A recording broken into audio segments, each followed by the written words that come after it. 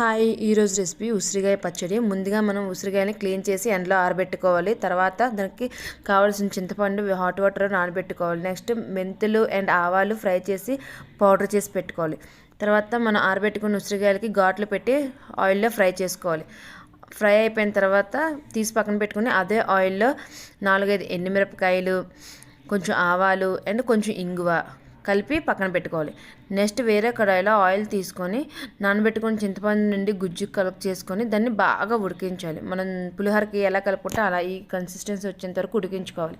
ఇప్పుడు ఒక మిక్సింగ్ జార్లో కారం, ఉప్పు అండ్ మెంతులు, ఆవపిండి బాగా మిక్స్ చేసుకొని మనం ఫ్రై చేసి పెట్టుకున్న ఉసిరికాయలు అందులో యాడ్ చేసుకోవాలి. నెక్స్ట్ చింతపండు గుజ్జు కూడా యాడ్ చేసుకొని ఆయిల్ ఉంది కదా, ఆయిల్ అండ్ ఎల్లుల్లిపాయలు కూడా బాగా యాడ్ చేసి మిక్స్ చేయాలి.